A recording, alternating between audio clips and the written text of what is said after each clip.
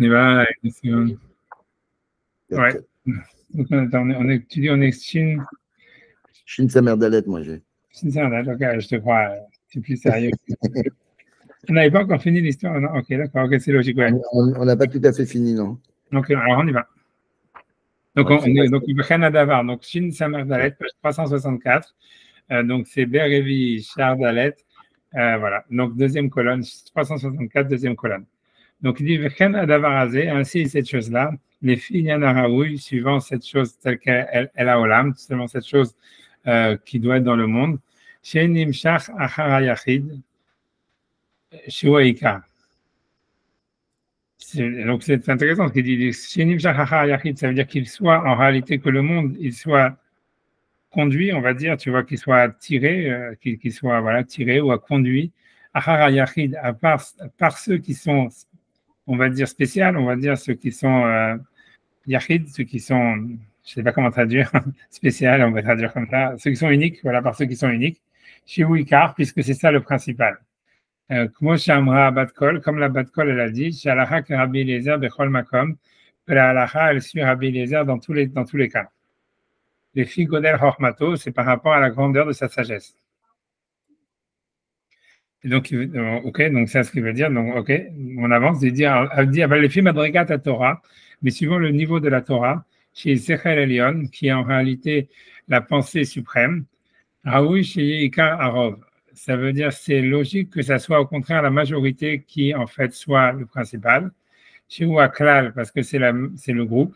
Chez Ukarov la Sechel, qui est le plus proche de l'intellect. Va pratique Karov la Gashmi, alors que celui qui est unique, il est plus proche de la matérialité. Le Davarze Yadoua, et cette chose-là, elle est connue. Ok, j'avance, tu vois, ça veut dire. Je quand même, je sais pas, j'avance encore 3 lignes et après je vais aller jusqu'au prochain et je vais et après je vais essayer d'expliquer. Veod et encore, Aklal ou Etsem Veikar, ça veut dire le groupe, c'est l'essence et le principal, Adavar. Avalaprat, mais en fait, le détail, ça veut dire l'unique, l'individu.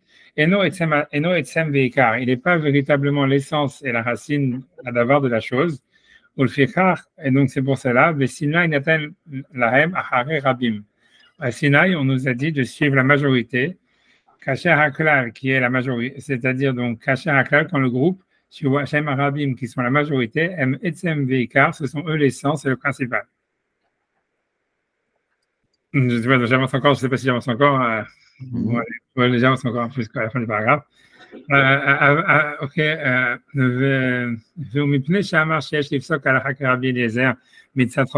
du fait qu'on a dit qu'il y a lieu de trancher la halakha comme Rabbi Eliezer par rapport ça veut dire à la grandeur de sa sagesse,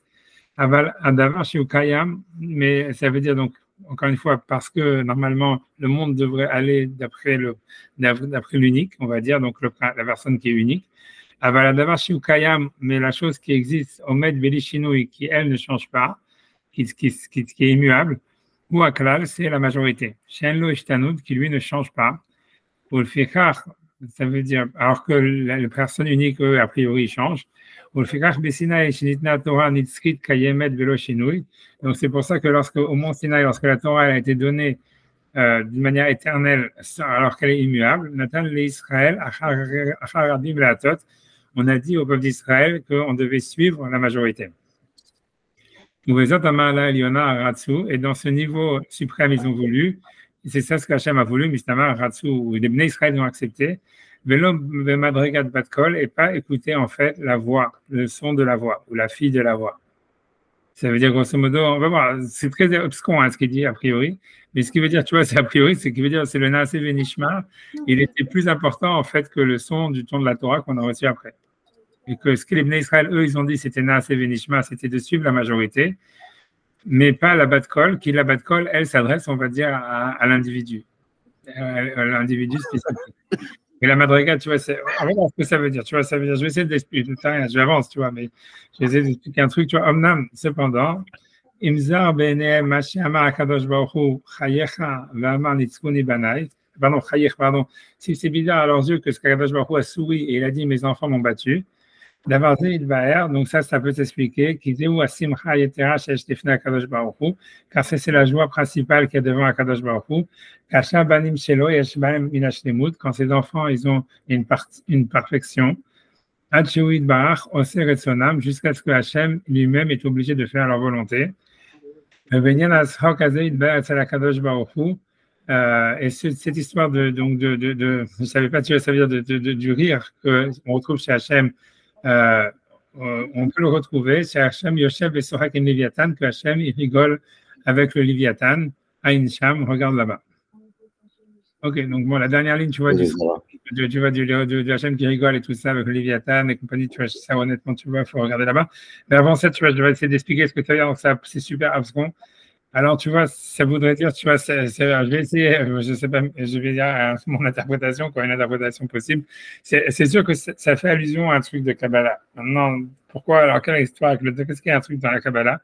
C'est que dans l'idée, dans la Kabbalah, en réalité, l'idée, ça serait que la Torah, si tu veux, le bien, on peut expliquer, je sais pas, peut-être le bien et le mal, ou tu mets que la Torah, en fait, quand on dit, elle était avant la création du monde. C'est-à-dire, si tu veux, la Torah, elle préexiste à la création du monde.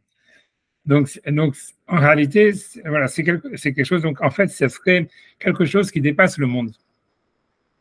C'est pour ça, tu vois, par exemple, au début du texte, c'est pas grave, le Maharal, il a dit, voilà, Rabbi Eliezer, c'était le Chacham, c'est l'unique.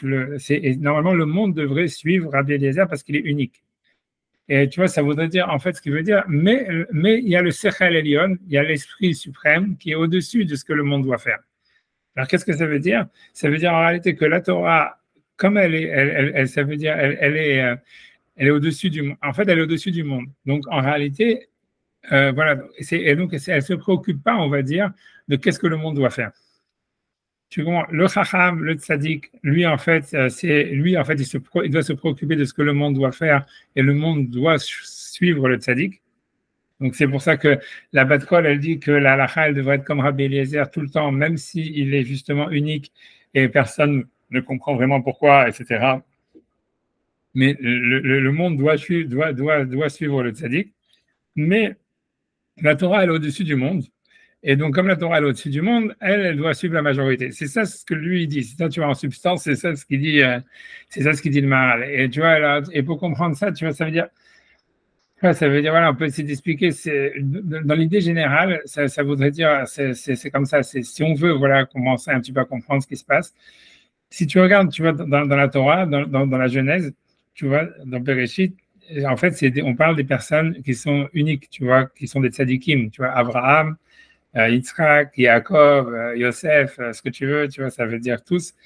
C'est des types, tu vois, qui sont uniques, qui sont en fait plus ou moins en décalage par rapport au monde qui est autour d'eux. Et en réalité, le monde qui est autour d'eux, son but, c'est de les suivre.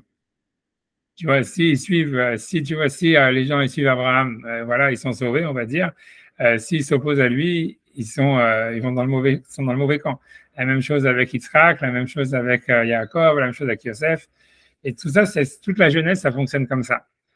Et quand on arrive, tu vois, en réalité, tu vois, ça veut dire dans le don de la Torah, dans Shemot, avec Moshe, en réalité, ça change puisque ça devient, la spiritualité, ça devient une expérience collective. Tu vois, il y a le clan d'Israël, il y a le peuple, etc. La loi, elle est donnée au peuple. Et là, tu vois, on voit bien que Moshe, il est en porte-à-faux avec le peuple, etc. Il est plein de fois, on essaie de le lapider et tout ça. Mais ça veut dire, et bon, c'est vrai aussi que l'âme Israël, si tu veux, il devrait écouter le tzaddik. Mais en fait, si tu veux, c'est pas en lien avec le don de la Torah. N'empêche que, tu vois, c'est le peuple d'Israël, c'est cette génération-là qui a reçu la Torah.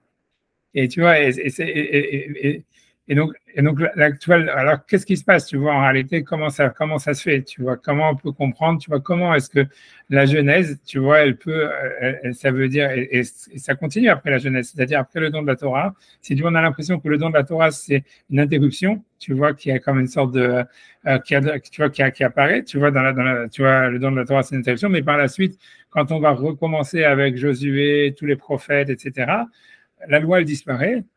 Et ça redevient des expériences personnelles, tu vois, avec des tzadikim qu'il faut suivre ou ne pas suivre. Tu vois, il y a David, Shaoul, Shmuel, tout ce que tu veux, Eliyahu Hanavi. Tu vois, ça veut dire, c'est le don de la Torah dans l'Exode et tout ça et tout ce qui suit, tu vois, ça veut dire le don de la Torah d'une manière générale. C'est comme si tu veux, c'est tu vois, c'est un intermède, tu vois, c'est un interlude, c'est quelque chose qu'on comprend pas, tu vois. Ça veut dire comment ça se fait qu'il y a une expérience collective et comment ça se fait que, tu vois, en plus, il y a eu comme une sorte tu vois, c'est comment ça se fait qu'il y a une expérience collective et comment ça se fait qu'en plus, il y a une loi, alors que la loi, par la suite, elle disparaît du Tanakh. Et donc, tu vois, alors l'idée, tu vois, ce que ça va être développé un peu, tu vois, c'est développé dans le Zohar, etc., c'est de dire en fait que tu vois, parce que pour eux, c'est de dire en réalité, c'est clair que c'est des niveaux en fait de connexion avec Hachem, avec le divin. Et en réalité, tu vois, ce qu'ils vont dire, c'est que ça veut dire, c'est ça, qu'est-ce qu'ils disent, tu vois? Ils disent grosso modo que Hachem, si tu veux, Hachem, avant qu'il crée le monde, ça veut dire Hachem, il a créé le monde par étapes. Et donc, ça veut dire que, donc, c'est-à-dire que avant de créer le monde, tu vois, matériel, ça veut dire le monde, tu vois, comme il parle du Olam Gashmi, du monde de la matière, il aurait, si tu veux, d'abord créé une image du monde, si tu veux. Et voilà, donc, c'est-à-dire, et que la prophétie, c'est pour ça qu'il dit, tu vois, le Zohar, il parle à chaque fois, et dans le Raya Memna, il va parler des prophètes qui voient des images. Puisqu'on voit que, par exemple, au sujet de Moshe Rabbeinu, dans sa prophétie, il y a marqué Utmunat Hashem Yabit. Et l'image d'Hachem, il voit. Et à chaque fois, on voit tous les autres prophètes, ils voient des images. Tu vois, ça veut dire Ézéchiel, il voit la Merkava, il voit des anges, etc. Or que dans le don de la Torah, ça s'oppose complètement, puisqu'on le verset, il répète plusieurs fois. Faites attention, vous avez entendu des voix, mais vous n'avez vu aucune image. Tu vois, vous avez vu aucune image.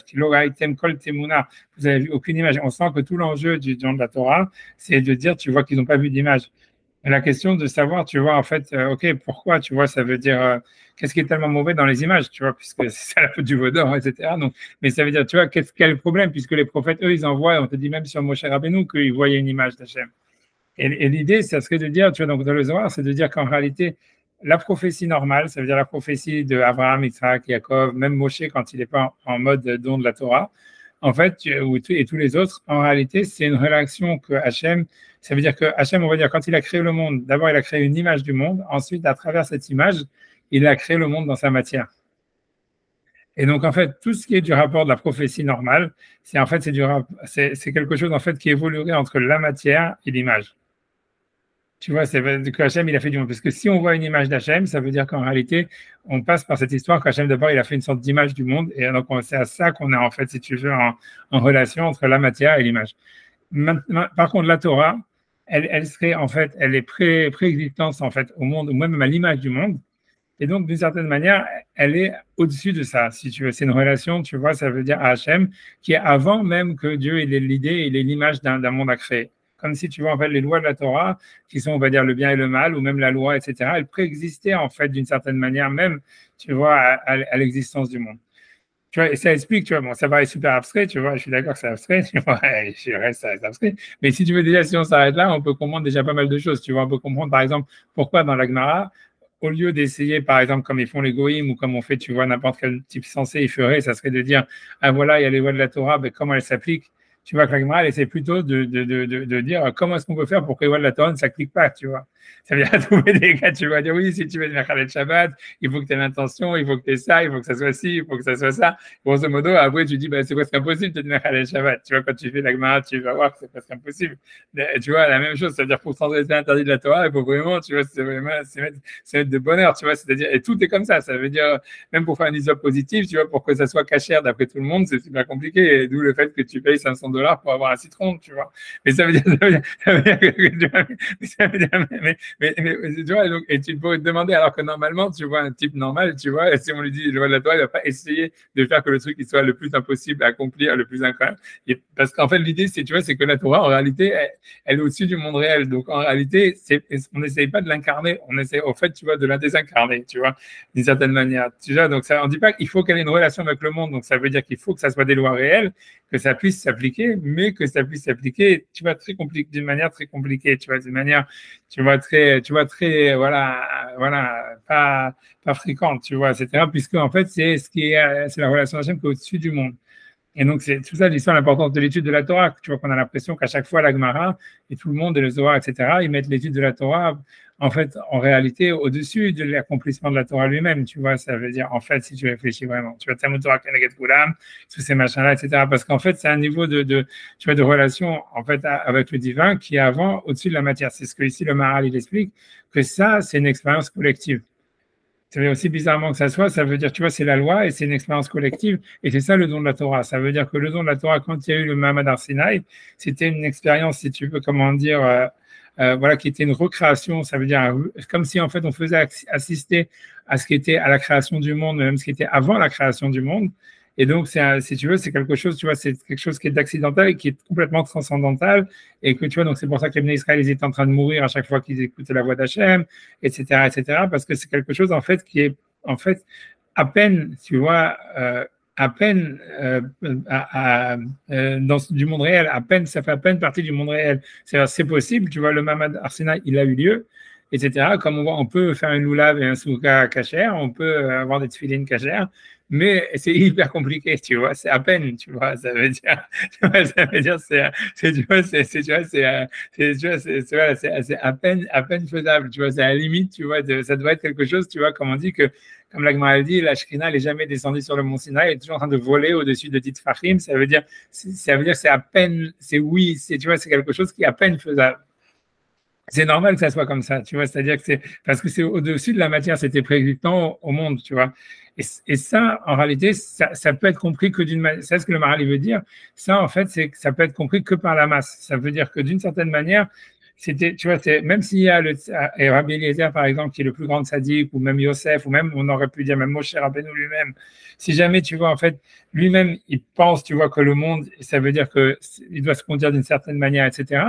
Lui, il est déjà, ça veut dire, alors l'idée c'est pourquoi, parce qu'en fait c'est ce que ici le Maharal explique, c'est pourquoi ça peut être compris, ça peut être qu'une expérience collective et qu'une expérience qui est liée à la masse, etc. C'est parce que en réalité ça veut dire, c'est une connexion en fait qui dépasse, tu vois, ça veut dire qui se lie en fait à l'essence, on va dire, de l'univers, quoi. C'est comme si tu vois la Torah. En fait, elle serait avant même l'image de l'univers, donc ça serait vraiment à l'essence de l'univers. Et c'est ce qu'il décrit, tu vois, que en fait, c'est la majorité, c'est la masse qui a une relation à l'existence, tu vois. Si on est avant l'expression même d'une pensée, avant l'expression d'une direction, avant, etc. Tu vois, ça veut dire c'est une révélation qui est liée à l'essence de l'existence avant même qu'elle ait une image, tu vois. Et donc, ça veut dire que si tu vois, ce que ça veut dire, c'est que si, par exemple, tu vois, toute Rabbi Akiva et toute le Sanhedrin, pour eux, dans leur expérience, et ils ne savent même pas pourquoi, tu vois, pour eux, ce qu'il dit Rabbi Eliezer, c'est inacceptable, etc. Même si au fond, la Bat-Kol, elle dit, vous avez tort, vous devriez écouter Rabbi Eliezer, comme les frères, si tu veux, ils auraient dû écouter Yosef, mais pour eux, ce n'était pas acceptable, etc. La Shrina, en réalité, elle se met du côté des frères, tu vois. Ça veut dire elle va entériner la vente, elle va aider la vente, parce qu'en fait, tu vois, ça veut dire ce que la masse, elle représente en fait l'essence de l'univers tel qu'il est à un moment T, tu vois. Et donc, ça veut dire, même si après ça, le monde, comme on voit, tu vois, que tous ceux qui ont réhabilité en Kharem, ils ont ensuite été punis très difficile, très durement, etc. Mais n'empêche que au moment T, la Shrina, ça veut dire, c'est eux qui ont raison. Parce qu'en réalité, ce que la masse des Talmidei Chacham, la masse du Klal Israël, le Klal Israël, etc., d'une certaine manière, ils représentent l'état de l'univers. Et donc, en fait, et cette relation, en fait, qu'il y a avec la Torah, elle dépasse, en fait, une orientation, et ça veut dire une direction, et quelque chose, en fait, tu vois, qui devrait pouvoir s'appliquer. Et donc, en fait, c'est pour ça qu'à ce moment T, c'est la masse qui a raison. Après ça, ils vont devoir payer pour avoir eu raison et ne pas avoir été au niveau du tzaddik, etc. Mais en fait, tu vois, ça veut dire le tzaddik, tu vois, ça veut dire, voilà, c'est ça. Donc, ça veut dire, voilà, et que, en fait, voilà, donc, Hachem, il est obligé, si tu veux, d'une certaine manière, de mettre en veille le tzaddik pour accepter ce que le klal il veut, parce que le klal représente, en fait, si tu veux, le niveau de l'univers. C'est comme si le klal, en réalité, c'est comme un thermomètre, tu vois. Donc, ok, tu peux te dire, voilà, il fait pas beau aujourd'hui. Ben, si tu casses le thermomètre, ça va pas arranger la situation, tu vois. Et ça veut dire, c'est ça ce que ça veut dire. Donc, ça veut dire que voilà, que si le klal Israël, tu vois, ça veut dire les chachamim à ce niveau-là, ils ne veulent pas accepter, en fait, ce que Rabbi Eliezer a dit. Ça veut dire, grosso modo, que l'univers à ce niveau-là, à ce moment-là, il est à ce niveau-là, et c'est comme ça qu'il perçoit la Torah, c'est comme ça qu'il perçoit la relation à Hachem. Donc maintenant, ça, c'est une réalité, tu vois, ça veut dire, et c'est quelque chose, tu vois, qu'on peut pas, que même, si tu veux, que même Hachem, il peut pas, si tu veux, il peut pas, sur lequel il peut pas intervenir, sauf s'il veut détruire l'univers, quoi, grosso modo. Et donc, en fait, c'est ça, c'est ça l'idée. Donc, c'est ça ce qu'il veut dire. L'idée, c'est ça veut dire, la majorité, elle représente la situation de l'univers. La Torah, en réalité, elle est au-dessus de l'univers, mais elle est dans une relation, en fait, si tu veux, qui dépasse, et ce qu'il faut comprendre surtout dans le Zohar, ça dépasse l'idée d'image de l'univers, de Tmuna, qui est représentée par la Tmuna, c'est ce qui expliquerait, tu vois, la guidance. Tu vois, c'est donc, comme il a expliqué, le monde doit suivre le tzaddik, le monde devrait suivre celui qui est unique, etc. C'est la guidance, c'est l'image, tu vois, c'est l'image que les prophètes y voient dans leur prophétie. Ils ont une vision, ils voient une direction. Tu vois, normalement, la masse, elle devrait, tout l'enjeu, c'est de suivre cette direction. Mais si jamais, en fait, on parle de Torah et ça veut dire que la masse, pour une raison ou pour une autre, elle n'accepte pas, en fait, cette vision, en fait, ils ont raison. Ça veut dire, ils vont devoir payer, tu vois, etc., machin, pour avoir eu raison. Mais en fait, si tu vois, Hachem ne peut rien y faire. Ça veut dire, tu vois, c'est comme ça, tu vois, ça veut dire, voilà. Et c'est ça, tu vois, a priori, c'est ça ce qu'il veut dire. Parce que, en fait, la Torah, elle dépasse l'image, elle dépasse, tu vois, même une vision, tu vois, ça veut dire, c'est comme si la Torah, elle dépasse la philosophie de la Torah, si tu veux. La Torah, c'est pas une philosophie, comme tu vois, c'est une révélation, c'est une réalité. Or, tu vois, qui représente la réalité de l'univers, c'est les gens qui y sont, tu vois. Et donc, toi, tu peux dire, voilà, vous vous plantez complètement, c'est pas comme ça qu'il faut faire, etc., etc. Oui, mais si tout le monde, tu vois, personne ne peut accepter ces discours, eh ben, n'empêche que voilà, donc maintenant, tu vois, la réalité, tu vois, la réalité de physique, maintenant, la réalité de la Torah, la réalité de l'univers, elle implique ça. Donc, tu vois, c'est un peu, tu vois, ce que, tu vois, comme on dit dans la vente de Yosef, puisque, comme on dit, toute cette histoire-là du four de Harnaï, c'est lié avec la vente de Yosef, etc. Tu vois, c'est dans les Midrashim, il y a marqué que la Shrina, elle s'est associée avec les frères pour vendre Yosef. Puisque tu vois, ça veut dire, on dit parce que Yitzhak, on dit comment ça se fait que Yitzhak, lui, il n'a pas été mis au courant par Hachem. Tu vois, pourquoi même Yaakov, tu vois, lui, il avait le roi HaKodesh. Comment ça fait que la Shrina, elle n'a pas dit à Yaakov que Yosef était encore vivant, ou elle n'a pas dit à Yitzhak que Yosef était encore vivant. Et, tu vois, une des réponses, c'est de dire que c'est parce que la Shrina, elle s'est associée à la vente de Yosef en disant, comme vous avez décidé de le vendre, donc moi je suis avec vous. Ça veut dire, tu vois, je m'associe à votre plan. Tu vois, parce que j'ai pas le choix, parce que tu vois, c'est ça le truc. Tu vois, c'est ça la Torah. Si tu veux, c'est ça Mais c'est ça ce que ça veut dire. Ça veut dire en fait que la révélation de la Torah, si tu vois, elle dépasse en fait la vision qu'on peut en avoir, grosso modo, ou la philosophie ou l'image. Et donc, ça veut dire en réalité que c'est quelque chose qui est lié avec une dimension supérieure du réel, qui est complètement transcendantale, et qu'en fait, cette dimension supérieure du réel, elle est possible, à ce moment-là, elle est calquée avec la situation du réel lui-même et son essence. Or, la masse, elle représente la situation du réel et son essence. Donc, grosso modo, tu vois, d'une certaine manière, ils ont raison. Ils ont raison. Peut-être pas, tu vois, ça veut dire, voilà, ils vont devoir payer pour avoir eu raison. Mais au fond, tu vois, c'est-à-dire que s'il n'est pas capable d'amener la masse de son côté, c'est la faute de la masse, c'est la faute du tzaddik, c'est la faute des deux, mais dans le fond, à la fin, tu vois, c'est la masse qui a raison, quoi. Finalement, tu vois, les Bnei Israël, ils sont pas rentrés en Israël, ils voulaient pas rentrer en Israël, ils sont pas rentrés en Israël. Tu vois, Moshe, il pouvait sauter en haut, en bas, on va rentrer en Israël, on va rentrer en Israël. Ben non, tu peux rien faire. La masse, elle peut pas aller en Israël, ben tu rentres en Israël. Un truc comme ça, tu vois, c'est un truc comme ça, tu vois, c'est compliqué. Tu vois, c'est très abscon, mais c'est un truc kabbalistique. C'est sûr que ce qui est en train de parler ici, c'est cette histoire-là kabbalistique de dire que, grosso modo, ce que ça veut dire en deux mots, ça veut dire que un sadique, il peut avoir une vision, il peut avoir, si tu veux, une image du monde, il peut comprendre, tu vois, la direction dans laquelle le monde il veut dire. C'est ce qu'il dit dans le début du paragraphe. Et Rabbi Eliezer lui comprenait, en fait, le monde. Si tu veux, si on avait suivi Rabbi Eliezer, peut-être qu'on aurait évité des pogroms, tu vois, que peut-être qu'on aurait évité, tu vois, beaucoup de catastrophes qui sont arrivées, comme l'Agmara le dit, tu vois, par la suite, après la destruction du Beth Amikdash, et que sûrement sa vision, peut-être, elle était meilleure dans l'absolu, elle aurait été, tu vois, plus souhaitable et tout ça. Mais n'empêche que si jamais la masse, pour une raison ou pour une autre, ne sont pas capables de l'accepter, et que Rabbi Eliezer, lui, il n'est pas capable de la faire communiquer, en réalité, il se trouve que, de facto, il a tort, et que voilà, la majorité, on doit suivre la majorité et assumer ensuite, tu vois, le tikkun qui fait que voilà, que la majorité n'a pas pu accepter le tzaddik. C'est ça ce qu'il veut dire. Tu vois, un truc comme ça. Tu vois, c'est ça l'idée, c'est que le don de la Torah, il se passe à ce niveau-là, quoi. Ça veut dire, c'est pour ça qu'on a toute cette règle que tous les bénis Israël ils sont responsables les uns pour les autres et tous ces trucs-là. C'est parce que voilà, ça veut dire c'est une expérience globale, c'est une expérience du peuple, tu vois. Parce que en fait, c'est une expérience qui dépasse en réalité, tu vois, la vision qu'on peut avoir du monde ou la vision personnelle qu'on a d'Akadosh Baruch Hu, etc. Tu vois, c'est une révélation, c'est un dévoilement qui se passe au-dessus de l'image, tu vois. Ouais. Bref, je ne sais pas si c'est clair ou pas clair, ça, c'est ce que j'essaie de, c'est ce que tu vois, ce que est sorti, tu vois. Ouais, mais tu vois, c'est ce qu'il dit, c'est pour donner cette histoire, tu vois, c'est que en fait, ce qu'il y a le Sechel Elion.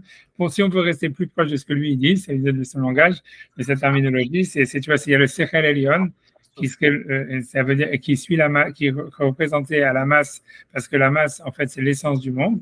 Et d'un autre côté, il y a la Bat Kol, qui est en fait la vision, qui est en fait l'unique, ça veut dire la relation unique que le tzaddik ou n'importe quelle personne a avec Hachem, et que l'acceptation de la Torah, elle a été pas faite par la voix, mais elle a été faite sur en fait la révélation qui était au-dessus de l'image, et qui est liée cette fois-ci à qui peut être qu'une expérience publique, ça veut dire une expérience, on va dire publique, je ne sais pas comment dire, du cloud, de la masse, puisque c'est lié en fait à l'essence de l'univers dans sa globalité.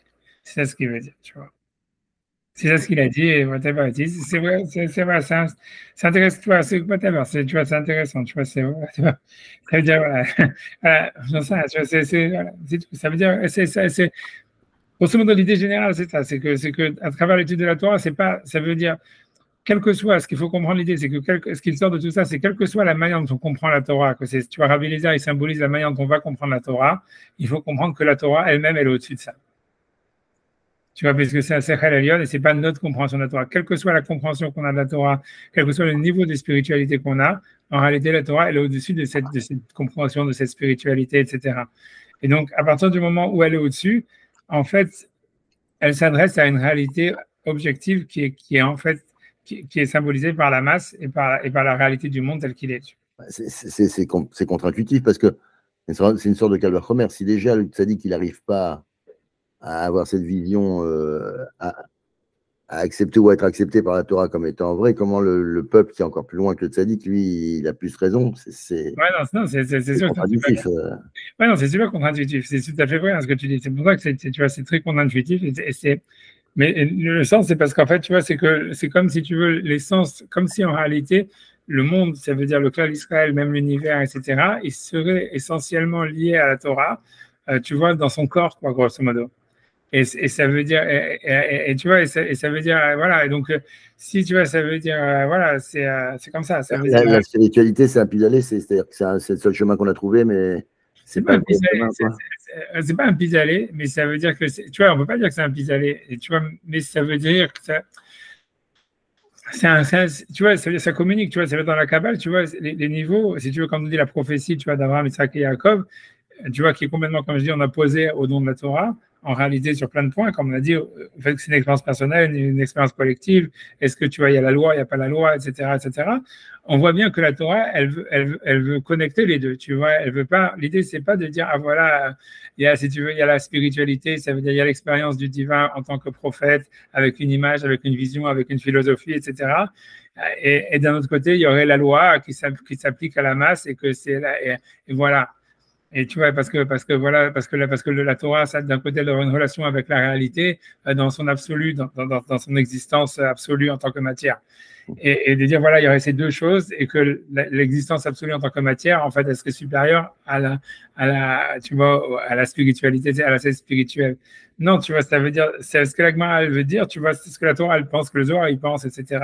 C'est quand il parle, tu vois, des niveaux de création du monde et ça veut dire des niveaux, tu vois, de comment dire, de comment, tu vois, ça veut dire comment est-ce qu'on a une relation avec le divin, comment est-ce que le divin, en fait, il se représente dans l'univers. C'est de dire, il doit y avoir une articulation entre les deux. Ça veut dire, c'est clair que cette histoire qui se passe avec Rabbi Eliezer et les Chachamim, c'est dramatique, tu vois, c'est comme la vente de Yosef. Ça veut dire, c'est dramatique. Il n'y aurait jamais dû avoir la vente de Yosef. Il aurait jamais dû avoir cette histoire de Rabbi Eliezer qui est mis en frérem parce qu'il est mauvais caractère et qu'il est têtu et qu'il n'arrive pas à expliquer les choses. Tu vois, ça veut dire, ça aurait jamais dû exister, tu vois. Et donc, le truc, tu vois, voilà, après ça, ça veut pas dire que tu vois que l'un est supérieur on a l'impression que oui, tu vois, ça veut dire, l'idée c'est de dire que oui, ça veut dire qu'à la fin, il faut, tu vois, ça veut dire oui, ça veut dire grosso modo, ça voudrait dire, c'est pas que donc l'idée c'est de pouvoir articuler les deux, mais l'idée c'est de savoir, c'est qu'en réalité, que quel que soit le niveau spirituel qu'on a quand on voit une image, en réalité, ça reste, tu vois, ça veut dire inférieur à la révélation du mont Sinaï. Je sais pas comment, tu vois, comment expliquer. Ça veut dire, tu vois, quand tu vas interpréter la Gemara ou quand tu vas interpréter n'importe quel texte ou que tu vas avoir une sorte de vision, etc., il faut savoir que l'idée même, tu vois, ça veut dire l'action même, la réalité même du texte, elle sera toujours au-dessus, tu vois, de toi, ce que tu penses, tu vois. Et donc, tu vois, tu vois, je sais pas comment, tu vois, je sais pas comment dire, tu vois, tu vois, je sais pas vraiment, je sais pas comment, voilà, comment, tu vois, tu vois, en fait, si tu veux, si Rabbi Eliezer, il est tellement borné et qu'il n'arrive pas à communiquer, c'est parce que lui-même, il n'accepte pas ça, tu vois, c'est d'une certaine manière. Toi, tu disais, il n'accepte pas les autres, c'est surtout aussi que d'une certaine manière, au fond, il n'accepte pas, en fait, que s'il acceptait un référent au-dessus de ce que lui il pense, il serait capable, en fait, à travers ce référent, d'exprimer ce qu'il veut dire, tu vois. Et que si en fait lui il n'est pas capable, tu vois, de l'exprimer, c'est parce qu'il n'accepte pas ce référent. Et ça, tu vois, et ça, si tu veux, c'est ça, c'est une grosse, tu vois, c'est une grosse erreur, on va dire, tu vois, c'est parce que tu vois, ça, quelle que soit ton interprétation, ça reste une interprétation. C'est ce que ça voudrait dire, pour parler en français, vraiment, tu vois, de trucs, mais voilà, tu vois, mais ça ne veut pas dire qu'en fait l'interprétation que Rabbi Eliezer il a lui-même, etc., et ça, et que ce qu'un prophète il a, ou que Moshe Rabbeinu et compagnie, c'était inférieur au niveau du clan d'Israël. Mais ça veut dire que, mais ça veut dire qu'au fond, ça reste, tu vois, ça reste, tu vois, ça veut dire, ça reste, le tzaddik, il n'est pas capable, en fait, de comprendre l'essence du monde, tu vois, c'est comme on dit, l'idée, c'est comme ça, c'est de dire, Lo yirani, Hachem, il dit à Moshe, un homme ne peut pas me voir et survivre, donc tu as jamais vu mon visage, mais il lui dit, tu as vu mon image. Tu vois, alors comment ça se réconcilie? Ça veut dire, tu as vu mon image, oui, mais en réalité, tu sais, tu dois savoir que ce n'était pas l'essence de ce que je suis vraiment, tu vois. Et donc voilà, donc à partir de ce moment-là, tu vois, ça veut dire, tu sais que qu'est-ce que quoi que tu dises, tu vois, en fait, on va dire, c'est une approximation. Donc voilà, donc si tu veux, ça explique, tu vois, pourquoi Rabbi Eliezer, en fait, il doit être, comme il sait que c'est une approximation, il devrait être capable, tu vois, d'expliquer aux autres, tu vois, ce qu'il dit, tu vois, et en quoi c'est une approximation. S'il n'est pas capable, ça veut dire en fait que lui, il pense, ça veut dire, il surestime en fait sa compréhension, tu vois, c'est pas vraiment qu'il sous-estime la compréhension des autres, c'est surtout qu'il surestime sa compréhension. Et que les sages, en réalité, eux, tu vois, qui n'ont pas le niveau de Rabbi Eliezer, tu vois, si tu veux, d'une certaine manière, tu vois, au moins, ils acceptent le référent. Comme ils disent, ils n'ont pas dit, on a raison, on est plus intelligent que toi. Ils disent, nous, on est la majorité. Ça veut dire, grosso modo, c'est comme si chacun, tu vois, il accepte le référent de l'autre en disant, OK, tu vois, ça veut dire, on vote, et c'est ça ce qui sort, tu vois. Et voilà, donc on n'a pas dit qu'on est plus intelligent, qu'on comprend ce que tu as dit, on sait pourquoi tu as tort ni rien. On sait simplement que, tu vois, quand nous, on s'accepte en tant que référent les uns des autres, donc on accepte déjà qu'il y a un référent au-dessus de ce que nous on comprend, tu vois. On accepte qu'il y a un truc, tu vois. Et ça, c'est le Sechel Elion. Ça serait, tu vois, l'idée, tu vois, selon, tu vois, cette histoire-là, c'est l'idée qu'il y a une réalité de l'univers qui dépasse la subjectivité de l'homme, tu vois, et qui est lié avec le don de la Torah, et que donc ça, c'est accepter un référent, c'est accepter la loi, c'est accepter en fait une expérience collective, etc. Tu vois, etc. Tu vois, un truc comme ça, tu vois. Et que ça serait en fait au-dessus, en réalité, comme tu dis, de l'expérience personnelle, de la scène spirituelle d'un individu, même d'un prophète, etc. C'est vrai que c'est contre-intuitif, c'est vrai que c'est contre-intuitif, mais tu vois, c'est tout. Mais c'est pas, grosso modo, c'est parce que c'est toujours la même chose. C'est que dans le monde matériel, en fait, il est plus, ça veut dire il a plus de kedusha d'une certaine manière en fait que le monde spirituel, quoi. Ça veut dire les deux, il ne devrait pas y avoir de contradiction entre les deux, mais en fait dans la matière elle-même, dans l'existence du monde, c'est le Maaseh Bereshit, il est quand même primordial, et en fait c'est une existence, tu vois, objective, etc., etc. Et voilà quoi. C'est un truc comme ça, tu vois. C'est un truc comme ça. Mais bon, tu vois, La question dans ce raisonnement-là, c'est que si tu dis que la Torah, elle précède le monde à tel point, pourquoi elle a été donnée qu'aux Juifs? Pourquoi Dieu il la réserve à... Ouais. Il y a déjà cette dimension qui est au-dessus de l'univers à ce point-là. Quelle idée saugrenue de la donner à un petit groupe, quoi. Non, mais tu comprends encore, c'est toujours la même chose. C'est parce qu'on a l'impression que, tu vois, comme elle n'est pas de ce monde, il faut qu'elle soit de ce monde le moins possible, quoi. Tu vois, c'est ça l'idée, tu vois, c'est comme il lui répond, il dit parce que vous êtes le plus petit groupe. Tu vois, tu vois, ça doit être un truc, tu vois, c'est comme l'Alder d'Israël, tu vois, c'est un tout petit pays, tu vois, c'est comme la Moria, le machin, parce que c'est toujours la même idée, c'est que même L'impensable s'accorde avec l'impensable. voilà, c'est ça. Ça doit être quelque chose qui existe, mais à peine, tu vois. Tu vois, c'est comme transgresser Shabbat, c'est possible. Tu vois, si tu allumes un briquet et tout ça, a priori, tu as transgressé Shabbat, tu vois. Mais tu vois, mais voilà, mais ça veut dire que c'est, tu vois, voilà, c'est tout, tu vois. Mais ça doit pas être, ça doit pas être, tu vois, quelque chose que tu vois, que ça peut arriver tout le temps. Tu vois, c'est comme les morts du Bédine, tu vois. La Gemara, elle va donner tous les cas du Bédine, elle va essayer, tu vas dire, ah, il faut qu'il ait dit ça, il faut qu'il ait dit ça, d'une telle manière que c'est plus applicable pratiquement. C'est applicable, ça veut dire, ça serait une kfira de dire que c'est une loi théorique qui n'existe pas. Non, on va t'écrire de la halachot et tout ça, etc. Mais pratiquement parlant, c'est possible, ça peut exister, ça existe, mais ça existe à peine, tu vois. Et c'est comme le peuple d'Israël, c'est un peuple qui existe à peine, tu vois. J'ai pourtant bien l'impression d'exister beaucoup. Ouais, non, mais tu vois, après, c'est après comme ça, c'est que voilà, c'est qu'à la fin, tu vois, c'est ça le sentiment, mais c'est ça l'idée, tu vois, mais ça veut dire, voilà, mais c'est quelque chose comme ça, tu vois, et c'est tout, tu vois. Après, pourquoi le peuple d'Israël, pas un autre, tu vois, ça, je pense qu'on ne peut pas comprendre, tu vois, je te dis. C'est comme si tu demandes, tu vois, pourquoi est-ce qu'Hachem il a créé ici, pose la question, pourquoi est-ce qu'Hachem il a fait que c'est les êtres humains, tu vois, qui ont une conscience, etc., et pas des pieuvres, et pas des requins, ou pas j'en sais rien, 10 milliards d'autres animaux. Pourquoi est-ce qu'il a voulu, tu vois, qu'on ait cette forme-là, et pas des autres, pas une autre forme, et tu vois, c'est la même question, tu vois, ça veut dire, à mon avis, je pense pas qu'on peut comprendre, tu vois, en tant que. Est-ce qu'on peut exclure les pourquoi? Oui, non, c'est ça, ça veut dire. Je sais pas, Maïmonide, il dit qu'on ne peut pas poser la question. Ça veut dire qu'on ne peut pas comprendre. Je pense pas qu'on peut, je pense que poser la question, c'est intéressant, tu vois, ça veut dire, mais après ça, je pense que, tu vois, il faut, tu vois, ça veut dire, je pense qu'on peut pas vraiment, ça veut dire, on peut pas vraiment comprendre. Ça veut dire, en tant qu'être humain. Tu vois, je pense que même quand Moshe Rabbeinu, même si jamais on dit, tu vois, on va arriver à voir Hachem face à face ou des choses pareilles, etc., c'est difficile, tu vois, je sais pas, tu vois, c'est difficile, tu vois, c'est très difficile. Tu vois, ça veut dire ça parce que tu vois, il faudrait comprendre comment ça se fait, tu vois, que comme si le monde, en fait, tu vois, il n'aurait pas pu être fait autrement. Tu vois, tu vois, tu vois, Hachem que peut tout faire, tu vois. Tu vois, c'est bizarre, tu vois, ça veut dire, tu vois, c'est peu probable, tu vois, c'est peu probable de dire qu'il n'aurait pas pu être créé autrement. Tu vois, c'est pour ça, tu vois, c'est tout ce que je veux te dire, tu vois, ça veut dire. A priori, tu vois, c'est ce que je te dis, tu vois, c'est un peu ce que lui dit, tu vois, c'est quand il parle à la fin de Akadosh Baruch Hu qui rigole et il fait venir, tu vois, il fait revenir l'idée de la volonté chez Hachem, tu vois, du Ratson, de la volonté. C'est que, tu vois, c'est qu'on a l'impression que Dafka, tu vois, justement, tu vois, c'est Hachem, et c'est dans le Chavat Alavot, c'est un truc comme ça. C'est de dire que, tu vois, Hachem, justement, le fait que le monde il pourrait exister autrement et que, par exemple, l'élection du peuple d'Israël elle est gratuite, ou même l'élection de l'être humain dans la planète, elle est gratuite, etc., ou la planète Terre, elle est gratuite, c'est justement l'expression de la volonté d'Hachem, tu vois. Ça veut dire, comme ça aurait pu être autrement, et ça aurait pu être autre chose, ça montre, tu vois, c'est là où Hachem, finalement, il a exprimé sa volonté, quoi, c'est sûr. Et tu vois, et que peut-être que tu vois, c'est ce qu'il faut, tu vois, c'est ça, c'est en ça qu'il y a un dévoilement, tu vois. Tu vois, c'est ça l'idée, tu vois, c'est en ça qu'il y a un dévoilement. C'est possible, tout ça, hein, tu vois, c'est a priori, il y a beaucoup dans cette direction-là. Ça veut dire que c'est d'Afka, ça ne serait pas de comprendre, tu vois, en fait, comment les choses, elles sont nécessaires. On pourrait comprendre, tu vois, c'est quoi, en fait, la volonté d'Hachem. C'est plutôt en comprenant comment ça pourrait être différent qu'on pourrait comprendre, tu vois, la volonté d'Hachem, tu vois.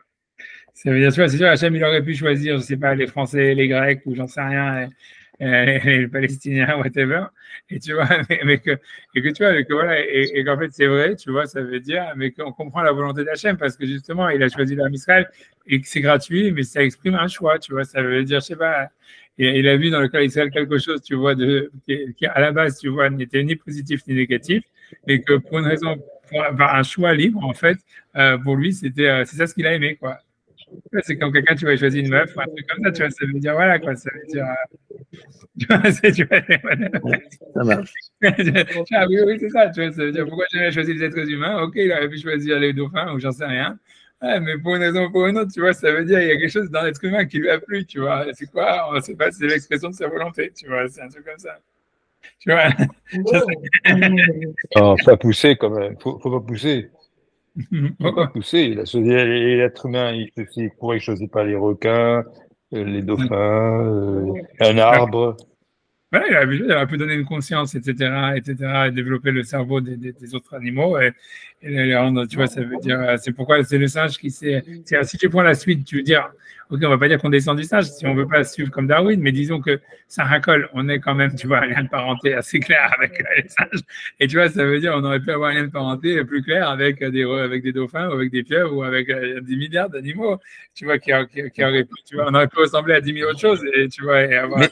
Donc, en fait, en théorie, on a une parcelle de chacun des éléments, que ce soit un arbre, que ce soit un singe, que ce soit on est une parcelle de tout, en fin de compte. Mais le Féchachim, il dit ça. Oui, mais est-ce que oui, c'est ce qu'il dit. C'est pour ça qu'Hachem, il a choisi l'être humain et qu'il est à l'image d'Hachem, de Elohim, il est Betzelem Elohim. Créé à la fin, en dernier moment. Voilà, c'est ça. Ouais, donc, vraiment qu'il y ait une parcelle de tout. Une parcelle de tout. Ouais, ok. Mais ça veut dire cette parcelle de tout, elle aurait pu être différente. C'est sûr qu'elle aurait pu donner un autre résultat, quoi. J'imagine. Ouais, j'imagine rien, moi. Je veux rien imaginer. Ok. Bon, peu importe, mais l'idée, a priori, c'est l'expression de la volonté d'Hachem, c'est ça ce que ça veut dire, tu vois, c'est ça l'idée. C'est tout, tu vois, et peut-être c'est ça le principal du dévoilement, tu vois, c'est ça l'idée, tu vois. Que ça soit gratuit, On a l'impression comme ça, comme ça. Ça veut dire, il y a plein de commentateurs qui pensent, après ça, je ferme la parenthèse, mais qui expliquent que la relation qu'on a avec Hachem, c'est principalement, parce qu'on a vu beaucoup l'idée du ratson, de la volonté, mais que tu vois, et que c'est à travers le fait qu'on a une volonté, donc qu'on est libre, grosso modo. Et qu'en fait, tu vois, ça veut dire plus on est libre, plus en fait on est, et plus on exprime une volonté, plus on est proche d'Hachem, et Hachem aussi, c'est la relation avec le monde, c'est une relation de l'expression de la volonté. Tu vois, il y a beaucoup de ça, tu vois, il y a beaucoup de commentaires comme ça, qui disent que c'est ça l'idée de la tefila même, etc. C'est sortir d'un système, tu vois, c'est sortir soit d'un système animal, et même d'un système angélique, et d'exprimer une volonté qui est aussi. Et que cette volonté, c'est ça la maîtrise. Ça veut dire, l'idée, c'est que tu vois, c'est que quand tu réfléchis en réalité entre c'est quoi l'idolâtrie, et pour revenir à ça, et le monothéisme et la tefila, c'est que dans l'idolâtrie, on te dit en réalité, tu vois, c'est comme si les dieux, différents dieux, ils n'ont pas de libre arbitre. Ils sont chacun un attribut. Il y a le dieu de la guerre, tout ce qu'il sait faire, c'est faire la guerre. Il y a le dieu de la chasse, tout ce qu'il sait faire la chasse. Et il y a le dieu de l'amour, et ça veut dire, il n'y a pas de maître de tout qui peut choisir soit de faire la guerre, soit de faire l'amour, soit de, j'en sais rien, soit d'être sage, soit de faire la chasse, ou des trucs comme ça. Donc, en fait, quand on dit le maître de toutes choses, ça veut dire le Adon Hakol, le maître de tout, ça veut dire celui qui est libre, en fait, de choisir ce qu'il veut. Et donc, en fait, ça serait ça la le monothéisme et l'idolâtrie. Ça serait qu'on reconnaît en Dieu une liberté gratuite, tu vois. Et en fait, nous, on a l'image de Dieu parce qu'on a cette même volonté gratuite. Et que c'est pas en réalité, tu vois, et que ça serait plus, en fait, nous, avec cette volonté gratuite, en réalité, plus on se rapproche d'Hachem, quoi, grosso modo. C'est pour ça qu'on dit Adon Hakol, tu vois, le maître de tout.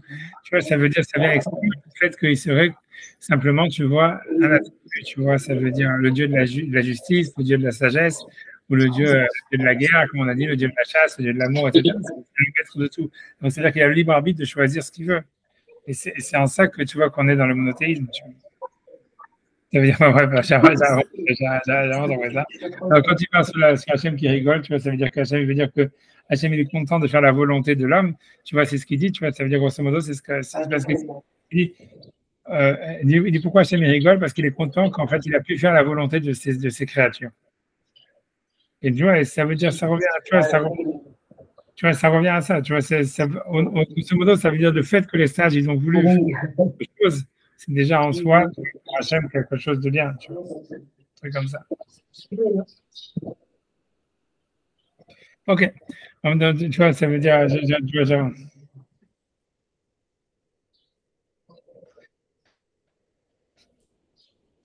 ouais, whatever it is, tu vois. Oui, c'est ça. Ok, donc j'avance. C'est bon?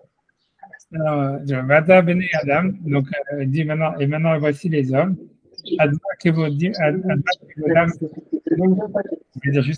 Jusqu'à quand vous allez mettre l'honneur des sages du Talmud, j'imagine. Climat, ça veut dire. Je sais pas ce qu'il fait avec ça. Ça veut dire. Et c'est sûr que ça, c'est inversé dans les psaumes qui parle d'achat. Il dit jusqu'à quand vous allez faire honte à mon honneur. Mais je ne sais pas ce qu'il veut dire ici en paraphrasant ce verset en disant jusqu'à quand leur honneur, il est pour la honte. Je ne sais pas si tu vois. Donc, je sais pas, je sais pas, je sais,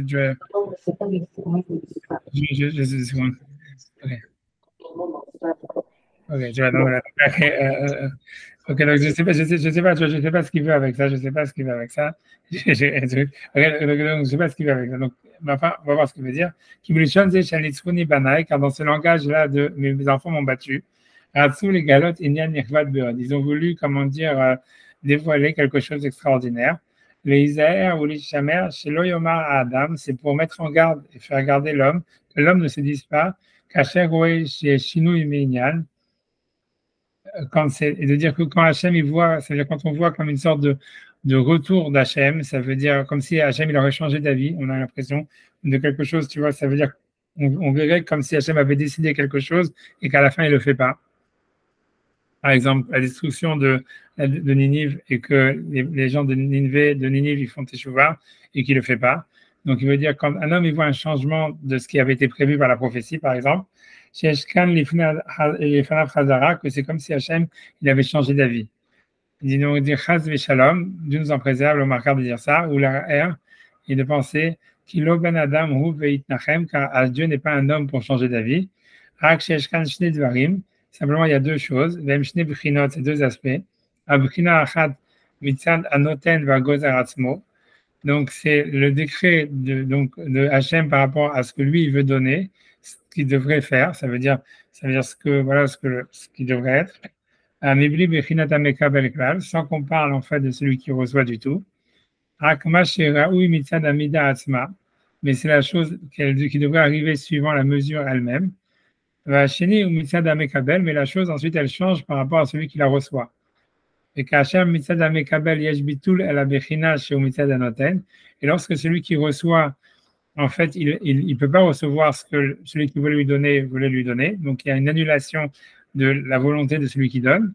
L'écraser nitsuach, c'est ça ce qu'on appelle une victoire, c'est-à-dire que c'est une victoire de l'homme par rapport à Hachem, puisque en fait, Hachem il voudrait donner, l'homme ne peut pas recevoir, et donc quand il ne peut pas recevoir, Hachem il est obligé, si tu veux, on peut dire de changer d'avis. Ça veut dire d'accepter le fait que voilà, le clan d'Israël et Chachamim ne sont pas capables d'écouter Rabbi Eliezer. Rabbi Eliezer n'est pas capable d'enseigner sa Torah aux Chachamim. Donc voilà, même si en fait Hachem il aurait voulu que la soit comme Rabbi Eliezer, il est obligé d'accepter que le monde n'est pas prêt, quoi, grosso modo, tu vois. Une grande histoire. Et ça, c'est ce qu'on appelle l'histoire. Ça veut dire, c'est le fait qu'en fait, celui qui reçoit, il est un vainqueur par rapport à celui qui donne. Et pour lui, en fait, tout ça, encore une fois, c'est un truc de Kabbalah, puisque dans ce quatrième BR, que c'est on commence la quatrième sphira, la quatrième sphira dans l'arbre de vie, c'est la sphira de Netzach. Donc, ça peut être dit soit éternité, soit victoire, que c'est l'attribut de Moshe Rabbeinu. Et que c'est ça ce qu'il veut dire. Il dit que donc c'est pour ça que lui, il revient à cette histoire-là de victoire ici, en disant que c'est la victoire de celui qui reçoit par rapport à celui qui donne, puisque voilà, celui qui donne, il est obligé finalement d'adapter ça veut dire son don par rapport à celui à ce que la personne peut recevoir. Donc, et il veut dire que c'est ça l'idée, tu vois, donc c'est ça la quatrième sphira, donc il donne un sens kabbalistique en fait à tout ce qu'il est en train de parler maintenant. Donc, Nitzman verra l'idagdeg bilishonze. Et on peut faire attention à ce langage-là. Shama Rabbi Yoshua, que ce que Rabbi Yoshua a dit, Lo Bashamaim, ça veut dire la Torah, elle n'est pas dans le ciel. Et l'Omar, Shen la Torah Bashamaim, ça veut dire la Torah, elle n'est pas simplement dans le ciel, elle est Hakibalnu à Sinai, mais nous l'avons reçue à Sinaï. Et ce qui veut dire à Sinaï, ce qu'on a reçu, c'est qu'en fait, la Torah, finalement, maintenant, elle s'applique dans le monde, même si à la base, elle est au-dessus du monde, mais elle s'applique d'une certaine manière dans le monde, et donc elle est obligée de se limiter par rapport à ce que les gens peuvent recevoir. Et comme nous l'avons reçu, Donc, même si normalement ça aurait dû être que la halakha est comme Rabbi Eliezer par rapport à Hachem, par rapport à celui qui a donné la Torah, donc ça veut dire par rapport, on va dire, dans la vérité absolue, on va dire, Anachnu Amekablim, nous, ceux qui recevons, Kibal nous la Torah Messinaï, nous avons reçu la Torah à Sinaï, et donc d'une certaine manière, comme la Torah maintenant elle a décidé d'exister dans l'univers, elle ne peut exister que par rapport à ce que la majorité accepte. Voilà. Nous avons mérité cette chose-là d'être un ustensile maintenant qui peut recevoir la Torah. Et cet ustensile, donc le peuple d'Israël est un ustensile qui peut recevoir la Torah. Et ça devient en fait, on suit la majorité. Et de ce côté-là, donc il y a un niveau, ça montre le niveau et la perfection de ceux qui reçoivent. Comme on a expliqué avant. La Torah, il y a Sechel Elion Apashut, parce que la Torah, à la base, c'est un Sechel, c'est un esprit suprême simple, donc il n'y a pas de lien avec le monde de la réalité, en réalité. Lo Halacha Achara Prati, et donc ça ne peut pas aller non plus suivre l'Halacha suivant quelqu'un qui serait isolé ou minoritaire, individuel. Hakahare Aklal, mais ça suit en fait la majorité. L'écart Henoraou, la tête, la Minyan, donc c'est pour ça qu'on ne pouvait pas leur donner autre chose. Par contre, miser moins que ça. C'est pour cela, on ne peut pas écouter ce que la voix de la Torah dit, si on madrigal est matamisé, puisque c'est la voix de la Torah, c'est en fait c'est un niveau inférieur à la révélation qu'il y a dans la Torah, qui elle se fait en fait par rapport à la majorité, par rapport au clan d'Israël, dans son entité de majorité, tu vois, de groupe, tu vois, c'est ce que ça veut dire. Tu vois ce qu'il veut dire, voilà, grosso modo, mais whatever, tu vois, j'avance, tu vois, ça veut dire, j'avance, tu vois, ce qui est intéressant pour comprendre ça aussi, tu vois, c'est-à-dire que parce qu'on pourrait dire, voilà, ok, si on a reçu la Torah au Mont Sinaï et que maintenant on dit, voilà, on doit suivre la masse, donc c'est quelque chose, en fait, qui a abaissé le niveau de la Torah, puisque, ok, lui dit, il voit au niveau de ceux qui ont reçu en disant, voilà, Hachem, il était obligé de leur donner ça veut dire, il leur a donné la Torah, donc il leur a donné, si tu veux, la capacité d'adapter. C'est-à-dire la Torah, elle doit s'adapter à ce que la masse peut recevoir, d'une certaine manière, puisque ceux qui ont reçu la Torah, elle vient s'intégrer dans le monde de la matérialité. Alors on pourrait dire, voilà, ça veut dire c'est un abaissement pour la Torah, pourquoi ça serait un jour heureux, etc. Mais l'idée, c'est de dire que, en fait, non, c'est, encore une fois, dans la Torah, quand un ustensile, quelque chose rentre dans un ustensile, l'ustensile, en fait, c'est ça ce qui maintient la chose en elle-même et qui la fait exister, grosso modo. C'est l'ustensile qui fait exister ce qui est à l'intérieur de l'ustensile. Et ça voudrait dire, voilà, donc à partir du moment maintenant où la Torah elle a été reçue par un peuple et par un groupe, donc en fait, si tu veux, elle devient à son existence, elle devient en fait dépendante ou définie, tu vois, par l'ustensile qui le reçoit. Tu vois, c'est un truc comme ça, tu vois, tu vois, ça, c'est moi qui rajoute ça, mais bon, tu vois, mais c'est ça ce qu'il veut dire, tu vois, c'est C'est son idée de Sora, non? C'est ce qu'il disait c'est dans ça, le Torah. exactement, c'est toute l'histoire de la Tzora, qui en fait, la Tzora, en fait, c'est l'ustensile, tu comprends, puisque la Tzora, c'est ce qui donne la forme au Chomer, à la chose. Donc, une fois que les Bnei Israël ont reçu la Torah, donc maintenant, c'est eux qui donnent forme à la Torah, puisqu'ils sont l'ustensile qui le reçoit. Alors, c'est vrai que, d'une certaine manière, par rapport à la Torah, en recevant la Torah, ils sont incapables de recevoir la Torah. Ils sont formatés. Ouais, c'est eux qui formatent la Torah en réalité. C'est ça l'histoire, c'est que nous, on formate la Torah. Ça veut dire qu'une fois qu'on a reçu la Torah, elle est formatée par nous et c'est ça le point, quoi. Et c'est tout, tu vois, et c'est ça ce que ça veut dire. Tu vois, ça peut être vu comme quelque chose de négatif, tu vas te dire comment ça se fait que Hachem, en réalité, tu vois, il voudrait donner plus et nous, on ne peut pas recevoir. Et en fait, à cause de ça, on amoindrit le temps. Et ça, c'est la victoire, en fait, de l'être humain en tant que récepteur par rapport à Hachem qui est l'émetteur. Et tu vois, ça pourrait dire, ok, il a dire comment ça peut être vu comme quelque chose de positif, tu vois.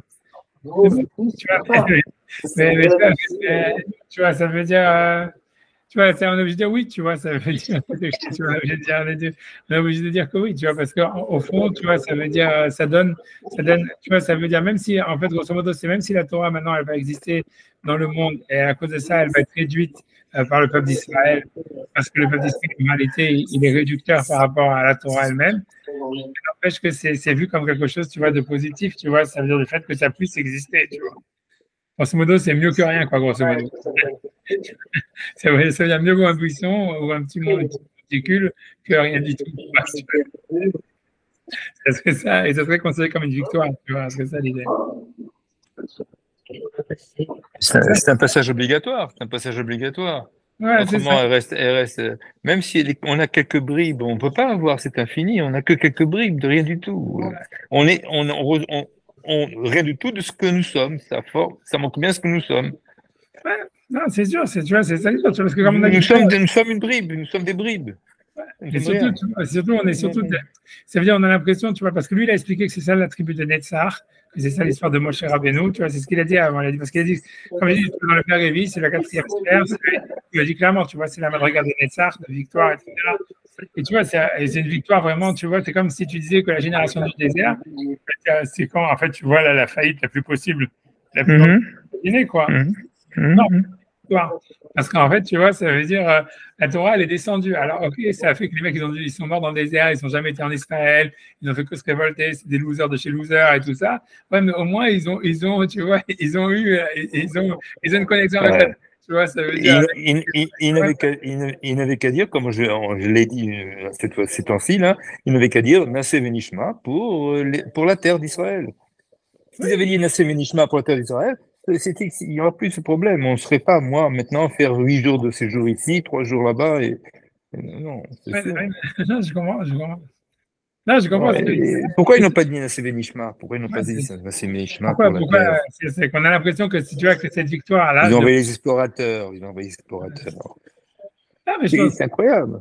On est toujours en train de payer jusqu'à ce jour-là. Moi, je suis en train de payer, puis je me trouve encore en exil. Je paye à cause d'eux.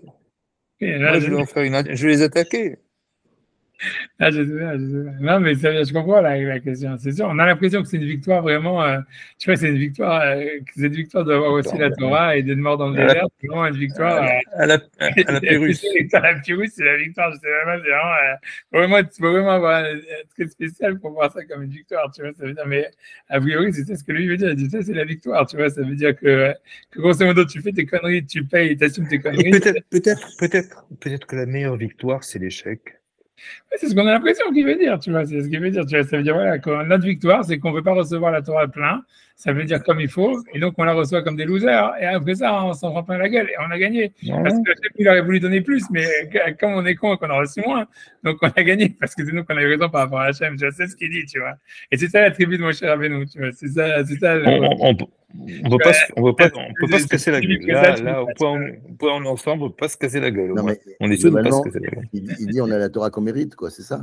Ouais, il dit ça, et il dit que ça c'est une victoire, tu vois. Ça veut dire, ouais, bon, c'est ça ce que ça veut dire, c'est ça. Ça veut dire, ouais, c'est ça le truc. D'accord.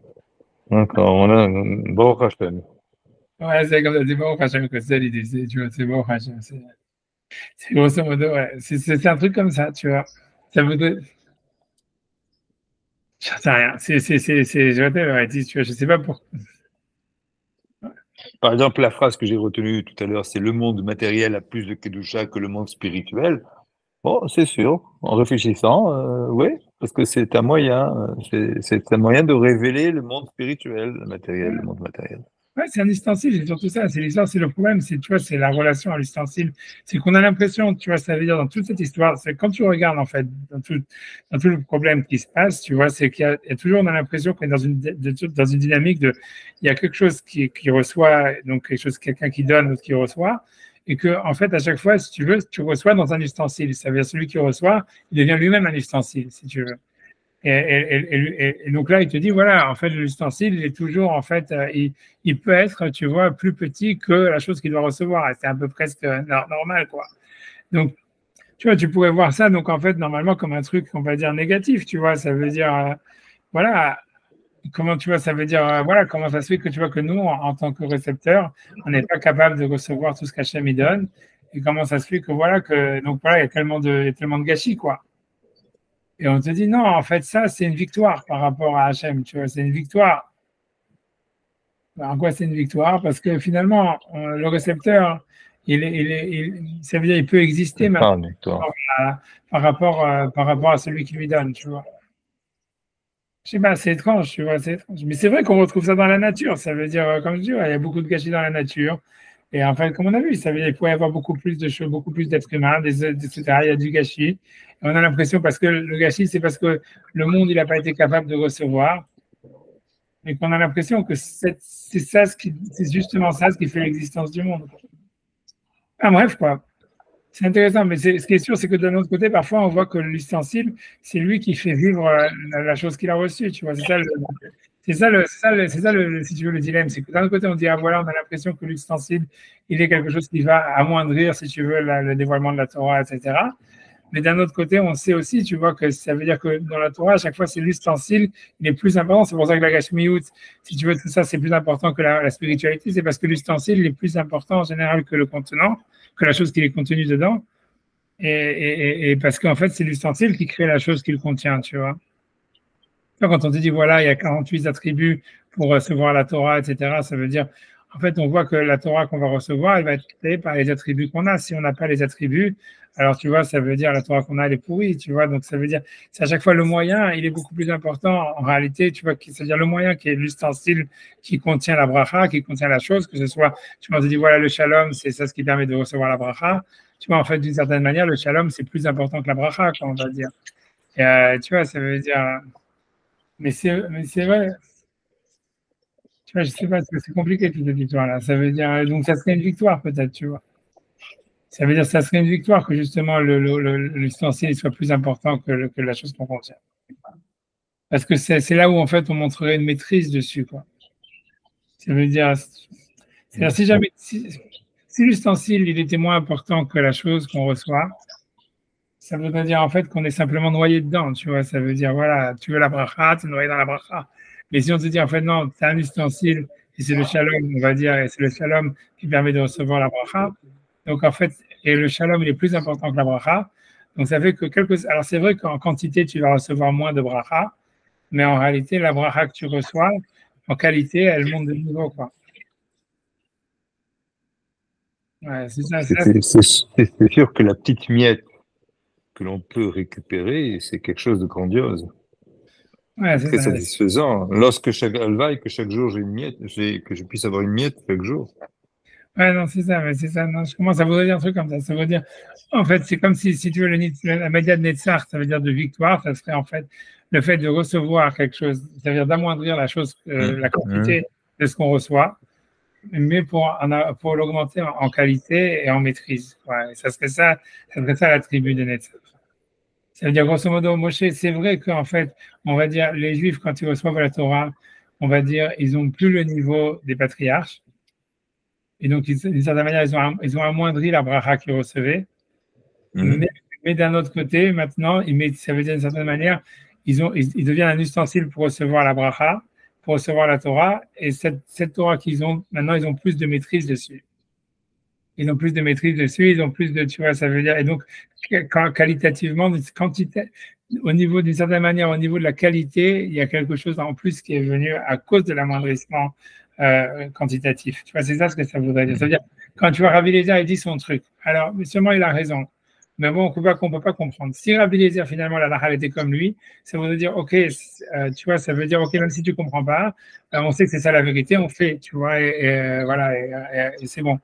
Mais donc, ça veut dire en fait que, OK, tu as plus de Torah, parce que la Torah de Rabbi Eliezer, on va dire, à un niveau supérieur, mais en fait, tu n'as pas vraiment de maîtrise dessus, et tu vois, ça veut dire, tu la reçois que d'une manière, tu vois, ça veut dire extérieure. Mais si jamais tu dis, voilà, en fait, non, Rabbi Eliezer, peut-être qu'il a raison, mais c'est pas grave, nous, on comprend pas pourquoi on suit la majorité et tout, et peut-être qu'on a tort, mais on doit suivre la majorité, ça veut dire, et voilà, donc, parce qu'on a tort, elle nous a été donnée, donc elle est par rapport à ce qu'on peut recevoir. Donc, ça veut dire, OK, donc tu admets que tu comprends pas ce que Rabbi Eliezer il est, tu le mets hors jeu, hors circuit et tout ça parce que c'est pas pour toi, c'est trop haut. Mais d'un autre côté, donc, tu as amoindri la bracha en quantité, on va dire, mais d'une certaine manière, maintenant, la bracha, elle peut rester, quoi. Tu l'as donné, en tous les cas, ça veut dire quelque chose, en fait, qui lui donne une persistance, tu vois, quelque chose, une perpétualité. En tous les cas, ce que tu as gagné, tu vois, ça serait le deuxième sens de Netzach, qui veut dire victoire, qui veut dire éternité, tu vois. Tu lui as donné une pérennité, en fait. Ça veut dire, en enlevant, ça veut dire, en disant pas, voilà, Rabbi Eliezer, il a raison, on ne sait pas si on fait la halakha, on ne comprend pas. ok, alors en ne faisant pas ça, en faisant ce mouvement, tu as amoindri la bracha de la Torah que tu aurais pu recevoir. Parce qu'en fait, tu vois, si tu avais compris, si tu avais suivi Rabbi Eliezer, peut-être tu aurais reçu plus de bracha dans la Torah, plus de vision, tout ce que tu veux, etc. Mais en réalité, ça n'aurait pas tenu parce qu'en fait, tu n'aurais pas compris pourquoi. Et ça veut dire que ça n'aurait pas été un ustensile pour le recevoir. Tu vois, tu aurais été comme si quelqu'un, tu vois, il suit un avion, tu vois. Ça veut dire, il rentre dans un avion et puis, ok, tu prends l'avion, tu vas vite. Mais une fois que tu descends. Mais le Nassé, c'est l'ustensile. Et le Nishma, c'est le contenu. C'est le contenu, exactement. Et tu vois, mais ça veut dire que, mais d'une certaine manière, ça veut dire que le Nassé, d'une certaine manière, il va toujours être. Ça veut dire que c'est un amoindrissement du Nishma, quoi. Ça veut dire. C'est limité, comme son nom l'indique. Ouais, c'est ça. Si tu peux limiter, tu vas limiter, en fait, ce que tu peux vraiment comprendre. C'est limité. Mais grâce à ça, tu as une pérennité. Bien sûr. C'est limité, mais chaque fois que j'en recueille un tout petit miette, je regarde derrière moi, je me dis, bon sang, comment j'ai pu vivre sans de tous les jours, et tous les jours, c'est comme ça. C'est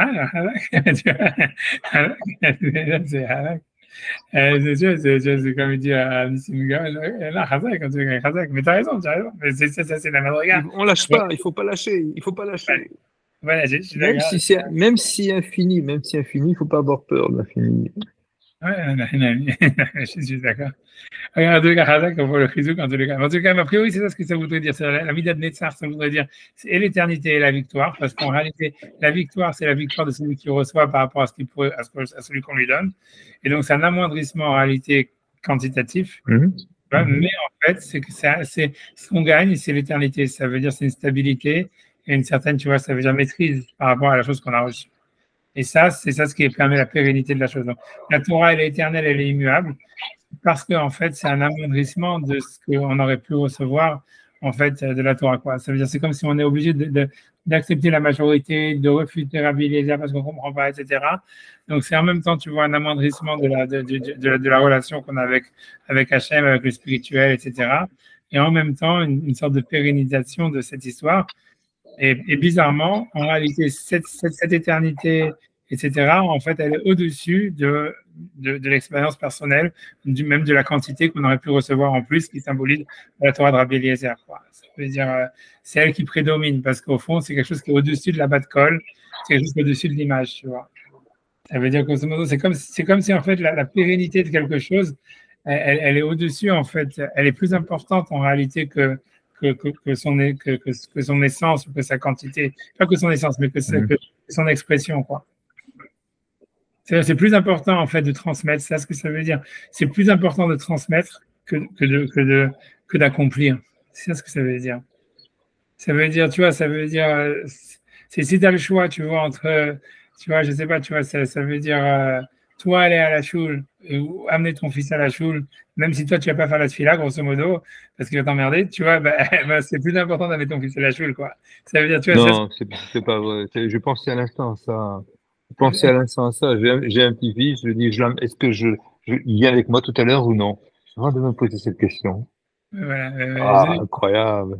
Non, mais moi, je pense que c'est ça l'idée. Tu vois, c'est ce que ça veut dire, parce que c'est un état. Ça veut dire, c'est vrai qu'en fait, ça veut dire, ça va amoindrir, si tu veux. Donc, il faut la porter, il faut l'amener, même s'il est dérangeant, il faut l'amener. Ouais, ça dépend, c'est à quel point il dérange les autres. Il dérange que toi. Hein. Ouais, c'est exactement. Pas les autres. Merci. Comment? Je n'ai pas compris. Il dérange que moi. Ça dépend à quel point il dérange. S'il ne fait que déranger que toi, donc c'est un jeu entre toi et lui et c'est très bien. S'il dérange les autres, il y a un autre problème, quoi. Non, bien sûr, c'est ça. Bien sûr. Moi, ça me dérange. Que ça dérange les autres, ça me dérange. Certes. J'ai bien compris. Ah, mais bon. Ok, non, mais voilà, mais ça veut dire que transmettre, c'est plus important que ouais, c'est ça qui est énervant. Il faut transmettre. C'est pas un gamin qui fait du bruit, c'est un gamin qui fait du bruit et le père qui s'en fout. C'est ça qui est stressant. Le gamin fasse du bruit, c'est normal, c'est un gamin. Mais occupe-temps. Le mec, il est ah non, mais moi je prie. T'es gentil, toi. Non, mais ça, non, bien sûr. Je suis complètement d'accord. On amène que c'est clair. Mais on amène que des adultes qui savent se tenir aussi. Ah, c'est ce sont les enfants qui sont plus copiés que ce que les parents font. Hein. C'est-à-dire, si les parents ils sont concentrés dans la vie-là, les enfants ils vont faire. Bien sûr. Oui. On entend que c'est parce qu'on n'est pas concentré. En tout cas, à mon avis, l'idée, ça voudrait dire ça. Ça veut dire la stabilité, la pérennité. Pour revenir à l'histoire, c'est que la stabilité, la pérennité qui est liée à la transmission, parce que c'est ce que tu peux transmettre, ça veut dire c'est plus important en fait que la quantité du message, même si jamais en fait il y a de la perte qui va se faire en chemin. Quoi. Ça veut dire. Rabbi Eliezer, sa Torah, elle va être perdue en chemin. Et c'est pourtant c'était un niveau de Torah qui était plus haut que celui des Chachamim. Mais comme les Chachamim ne pouvaient pas le recevoir, et donc ça veut dire, ok, c'est pas grave, parce que si on l'avait accepté, ce qu'Rabbi Eliezer l'avait dit, on n'aurait pas été capable de transmettre, on n'aurait pas été capable de lui donner quelque chose de perpétuel, donc ça valait pas le coup de prendre quelque chose qui en fait, qui est, tu vois, c'est ça l'idée, tu vois, ça veut dire quand quelqu'un, tu vois, ça veut dire quelqu'un il doit regarder en fait quand il a des expériences spirituelles, il doit essayer de regarder aussi comment est-ce que ça peut s'inscrire dans quelque chose de plus long, dans quelque chose de périn, de quelque chose qui, tu vois, qui est perpétuel. Et oui, c'est ça l'idée. Enfin, bon, j'avance, tu vois, c'est une idée, tu vois, quand j'ai envie de... Exactement. Si on veut perpétuer, il faut avancer. Il faut avancer, exactement. C'est ça, voilà, exact. J'avance, c'est ça, voilà. On y va. Exactement de cette façon. Parce qu'il n'y a pas d'autre façon. Je suis d'accord. Alors, une école Makom chez Chidesh Hashem Idbar. Donc, je suis page Sun Samarzaïn, première colonne. On va essayer de terminer le VR, le chapitre. Donc une école Makom chez Chidesh Hashem Idbar a aidé Navi. Donc, à chaque fois qu'Akadosh Baruch Hu, il a renouvelé quelque chose par l'intermédiaire d'un prophète, Kemo Eliyahu Be'ar Carmel, comme Eliyahu sur le mont Carmel, chez Yamakriv Bahutz, donc qui a amené des sacrifices à l'extérieur du temple. Afalgav chez Bessina Nathan Shelo Yakrivu Bahutz. Bien que dans le mont Sinaï, Hachem, il avait dit clairement qu'on ne pouvait pas apporter des sacrifices à l'extérieur du temple. Zélokashia, ce n'est pas une question. Donc, je ne sais pas ce qu'il va parler. Il veut dire, ah voilà, il faut suivre la masse. Donc, comment est-ce que le prophète, il peut se permettre d'aller contre la masse et d'avoir des mitzvot? Alors, il dit, Daderaba, au contraire. Chez Gam Bessina, Nitna Mitzvah Zot et Shmuel Navi. Ça veut dire, dans le Sinaï, il y avait aussi la mitzvah d'écouter le prophète. Comme le verset dit, vous l'écouterez. Mais de là, ils ont appris, donc là, ils ont appris que si jamais un prophète il dit de changer une des mitzvot de la Torah, si c'est pas pour toujours, quoi, ça veut dire pour un temps limité. Encore une fois, donc c'est le contraire de Netzach, pour quelque chose qui serait, tu vois, non éternel, contrairement à la Torah. Donc sauf si c'est l'idolâtrie, Israël Ishmoa, les Bnei Israël doivent l'écouter, et donc les gens ils devaient se rassembler sur le mont Carmel pour voir le Korban d'Eliyahu. Mais pas pour justement fixer la halakha pour les générations à venir. Donc, ce qui veut dire, l'enjeu dans Rabbi Eliezer, c'est de savoir qu'est-ce qu'on fait pour les générations à venir. Donc, qu'est-ce qui va devenir l'éternité? Qu'est-ce qui va être la loi, encore une fois, qu'on va transmettre? Donc, Rak les Ficha, tu vois, c'est quelque chose, tu vois, qui est pour un moment. Chez Metzavé, la M, qui leur ordonne ça, de faire des corbanotes à l'extérieur du temple. Imken Davarze Beasso, Mizvat Hashem Idvar Misinai. Donc, ça devient au contraire une des mitzvot d'Hachem dans le Sinaï, qui est Moshe Mitzvot, comme les autres mitzvot. Mais ici, Rabbi Eliezer, lui, voulait qu'on fixe la halakha comme lui pour les générations à venir. Et ça, c'était pas admissible du fait que les Juifs n'étaient pas capables de recevoir ça, quoi. Ça veut dire, et qu'ils n'auraient pas été capables de transmettre quoi qu'il arrive, parce que ça veut dire surtout ça, c'est quelque chose que tu ne peux pas recevoir, tu ne peux pas le transmettre, même si tu l'acceptes, grosso modo. C'est ce que ça veut dire, et c'est tout. Donc, voilà. Il est clair, Rabbi Yoshua Devara Bechorma Nifla. Donc, on voit que Rabbi Yoshua, donc, il a inclus tout ça dans une sagesse grande. Chez Bozacha Bemishpat Lefanav Idbarach. Ça veut dire que, donc, puisque c'est Rabbi Yoshua qui on va dire, qui a été contre Rabbi Eliezer, donc, en disant, voilà, c'est à travers ça, ils ont mérité à la loi devant Hachem, ils ont gagné devant Hachem, on va dire, qui met ça chez Kiblu Torah Messinaï, qu'à partir du moment où on a reçu la Torah au Sinaï, ils ont gardé ils ont attrapé ce mérite-là de Rabim Leatot, ça veut dire qu'on suit la majorité. Grosso modo, c'est si on accepte, on doit transmettre, et si on doit transmettre, on doit pouvoir accepter, on doit pouvoir comprendre. Tu vois, elle a d'avoir Bitoul, donc il y a cette chose-là, elle est pas, comment dire, on peut pas l'annuler. Donc on peut pas annuler le fait qu'on va devoir transmettre la Torah et qu'en fait, on ne peut pas transmettre quelque chose qu'on ne peut pas recevoir. Et c'est pour ça qu'il a dit, donc mes enfants m'ont battu, et donc dans le sens où ça voudrait dire en fait, et c'est une victoire de celui qui reçoit par rapport à celui qui donne, et deuxièmement, c'est aussi une éternité en disant, voilà, mes enfants, eux, ils ont maintenant un rôle éternel, Et donc, ça oblige que moi, je suis obligé d'accepter le fait que ce qu'ils ne peuvent pas recevoir, je ne peux pas leur donner. Vas-y, avant mes enfants m'ont battu. Shani Omer Shekar Chaoui Lahem Laasot. Ça veut dire, je suis d'accord qu'ils ont raison, que c'est ce qu'ils doivent faire. Ça veut dire que l'idée, c'est pour eux, ça veut dire la Torah qu'ils peuvent transmettre, ce qu'ils peuvent recevoir, c'est ce qu'ils peuvent transmettre. C'est la Torah qui est éternelle. Donc, en fait, c'est ce qu'ils doivent faire. Ils doivent faire par rapport à ce qu'ils peuvent recevoir. Maskim Ani Mahem, et je suis d'accord avec eux. Même si j'ai dit que la est comme Rabbi Eliezer, Itzkuni Banaï, mes enfants m'ont battu. Moab, c'est Banav Menatskin Oto, comme un père que ses enfants, ils le battent. Grosso modo, ça veut dire que mais que le père, en fait, il fait leur volonté. Donc, c'est très intéressant, tu vois. C'est-à-dire que le Maral, il veut dire que quand Hachem, il utilise cette terminologie de dire mes enfants m'ont battu, ça veut dire pourquoi mes enfants m'ont battu. C'est parce que les sages, eux, ils vont devoir parler à leurs enfants et eux, ils ne pouvaient pas communiquer à leurs enfants la Torah de Rabbi Eliezer. Et tu vois, et ça veut dire, et donc voilà, donc ce que tu ne peux pas transmettre à tes enfants, tu ne peux pas, tu vois, c'est-à-dire tu peux pas, ça devient faux automatiquement, tu vois, c'est tout, tu vois, et c'est ça, et c'est pour ça qu'il utilise cette terminologie, en disant voilà, comme quelqu'un est obligé d'accepter les choix de ses enfants, si son fils, il veut, je sais pas quoi, il veut pas aller à la yeshiva, il dit voilà, mes enfants m'ont battu, c'est tout parce que ça n'a rien de penser à la yeshiva, si je veux pas aller à la yeshiva, tu vois, c'est exactement la même chose, tu vois, c'est ce que ça veut dire, tu vois, ça veut dire, ok, ça veut dire, on peut pas te forcer à accepter quelque chose que tu veux pas recevoir. Tu vois, c'est ça, c'est tout ce que ça veut dire. Et donc, c'est tout. Donc, mais tu as raison à la fin, parce que ce qu'il veut Hachem, c'est que toi, tu fasses ta vie. Donc, voilà. Donc, voilà. Ça veut dire, voilà, ok, ils font leur vie, tu vois, tant mieux, tu vois. Ça veut dire, mais bon, ils font une connerie, grosso modo aussi, mais c'est pas grave. Tu vois, comment donc, il dit comme le père, chez Banav Menatri Moto, comme le père que ses enfants, ils le battent. Ça veut dire qu'il est obligé d'écouter. Ça veut dire, à la fin, le fils, il fait ce qu'il veut avec sa vie. Tu peux pas le forcer à faire des choses qu'il n'a pas envie de faire. Là, vous savez son âme, et le père, il est obligé d'accepter la volonté de son fils. Jusqu'à ce qu'à la fin, le père il est obligé de vouloir ce que son fils il fait, tu vois. C'est-à-dire de sponsoriser.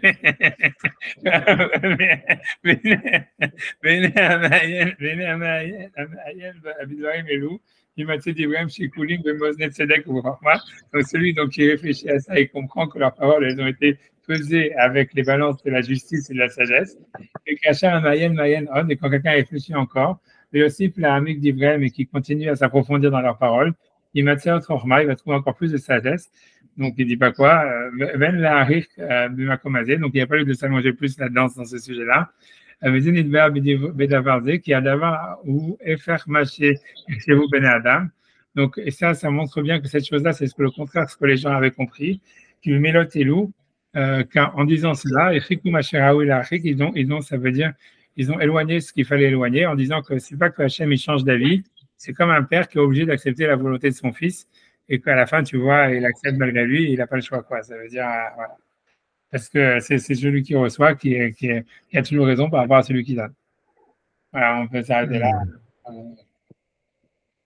Le premier passage du prochain. Ok, on peut voir des putain, non, je suis d'accord avec toi. Avec le Père Kapoalim, alors en tous les cas, donc, dans le Père Kapoalim, donc là, on va nous parler d'une note très, très intéressante aussi. On va lire un petit peu de l'Agmara, tu vois, donc le Père Kapoalim, dans le Père, dans Métia, donc les employés, Benyan Rabba, donc on nous dit que Rabba, Dava Yativ Agouda des Dikla, qui était assis a priori à Gouda, normalement c'est un pont des Dikla de palmier, c'est un pont de palmier. Ou bien ils ont dit sur une racine, Rashi dans la somme 330, ici de Rashi qui dit, je ne sais pas, Gouda, ça va dire ici a priori un pont, mais ça voudrait dire simplement une racine. Gouda des Dikla, c'est une racine d'un tronc de palmier. Vayak Agaris, il est en train d'étudier la Torah. Shama, il a entendu, Davou Meflegi Metifta d'Erekia, il a entendu qu'il y avait une discussion dans la Metifta, dans la Yeshiva d'en haut. Im Bayeret Kodem les Lavan Tamé, donc ça veut dire, on sait dans les lois de la Tsaraat, de la lèvre, ça on refera un petit peu la semaine prochaine, mais bon, pour finir, pour la Gemara. Donc en tous les cas, c'est-à-dire qu'il y a marqué que dans les lois de la lèvre, si jamais donc une lèvre elle devient impure, si jamais il y a un cheveu blanc qui a poussé dedans. Ça veut dire, normalement, comment ça se passe à lèvre, c'est si jamais, en fait, on voit, la première semaine, on n'est jamais vraiment impur. Ça veut dire, tu vois, parce que ça veut dire, voilà, c'est un doute, tu vois.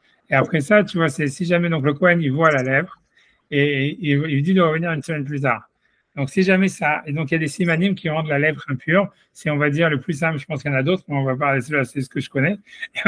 C'est ce que je me rappelle. Donc, soit si la tache elle a grandi, ça s'appelle fission, passe à un égal, ou bien c'est si jamais il y a un cheveu blanc qui a poussé dedans.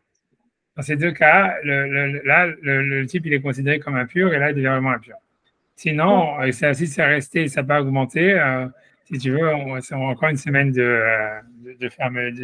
vérification. Bon, en tous les cas, donc l'idée c'est que le fait d'avoir un cheveu blanc qui pousse dans la lèpre, dans le truc blanc, ça rend la chose impure. Ça s'appelle un siman touma. C'est un cycle. Le type il est déclaré maintenant impur.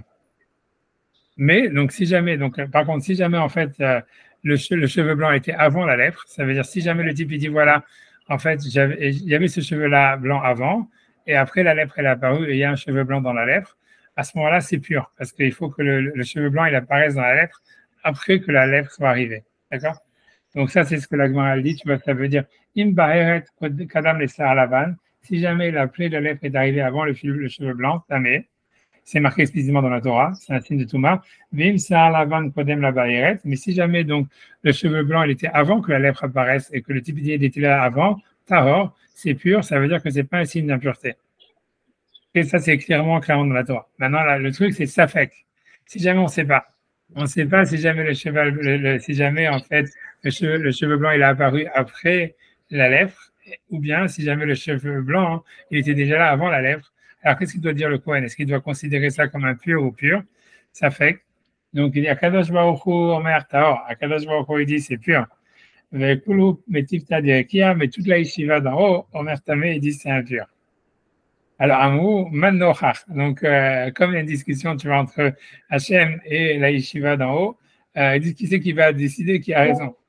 Alors, il dit, Lochach Rabba Bar Nachmani. Donc, on ne sait pas qui a décidé ça, mais les deux, ils ont décidé. Ils ont dit que celui qui va décider qui a raison, c'est Rabba Bar Nachmani.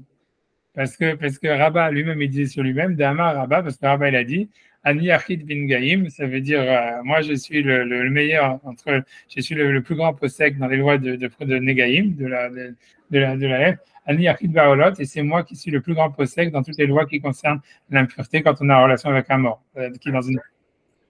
Chadrou les Vatré.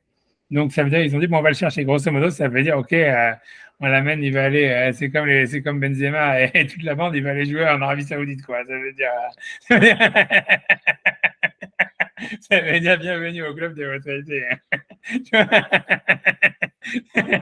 C'est bien, c'est bien. On se débarrasse des détritus. Voilà. Mais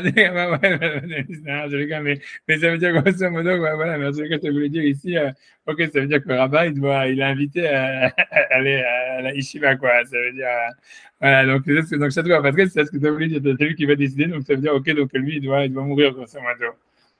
L'Ohava Matzé, mais tu vois, l'Ohava Matzé, Malach Hamabat, les Mikrablé, l'ange de la mort ne pouvait pas l'approcher. Pourquoi de l'Ohava Pasik pouvait Mikasa? Parce qu'il n'arrêtait pas d'étudier. Alors, Adachi, donc à cause de ça, Nashiv Zika, donc Adachi à ce moment-là, il a fait, on ne sait pas qui, où le vent a soufflé, Vavash Benekania, et il a fait du bruit entre les roseaux. Savar Gunda de Parsa, lui, il pensait que c'était une armée ou une garnison de Perses, j'imagine, tu vois, qui viennent le chercher. Ça veut dire. Tu vois, ça veut dire penser qu'il était recherché par le gouvernement. Je ne sais pas pourquoi, tu vois. Puisqu'il était caché, il était en train d'étudier en cachette sur un tronc d'arbre. Donc, il a dit, ça veut dire c'est une garnison des Perses qui vient me chercher. Donc il a dit à Martina Nafshidaou Gavra, qu'il dit, mieux vaut que mon âme se repose, Velo Imsor Beidi de Malkout, et que je ne sois pas capturé ou, tu vois, mis entre les mains du gouvernement. Ça veut dire justement qu'il y avait de la torture ou j'en sais rien, tu vois. Kikanar Nafshe, donc quand il est mort, il a dit Tahor, Tahor, c'est Tahor. Ça veut dire qu'il a dit, donc lui, il a dit d'accord avec Akadosh Baruch Hu. Donc, il y a ça, Batkol vers moi, donc il y a une voix du ciel encore qui est sortie qui a dit Ashrecha Rabba Nachmani, heureux es-tu Rabba Nachmani, chez Goufra Tahor, que ton corps était pur, Yatan Dishmatara Tahor, et que ton âme elle est sortie en disant le mot de Tahor. Atkan, voilà, ici c'est la fin de la Gemara. Ok, non, ça c'est la Gemara. Après qu'est-ce que le Gemara lui dit? Donc ça c'est la Gemara qui est connue, etc. voilà, je voulais le faire. Merci, Rami. Merci à vous. Et voilà, merci pour les enregistrements. Et Oui. Tu les transmets c'est du YouTube que tu nous envoies? Non, c'est pas du YouTube. En fait, ça, c'est les enregistrements. C'est quand tu vois, quand tu fais Google, quand tu fais Google Meet, en fait, tu enregistres et ça te met. Mais j'ai un fichier. Tu vois, en fait, je ne sais pas, tu vois, parce que normalement, si je voulais faire bien, il faudrait les upload. Ouais, et on peut les uploader, vous?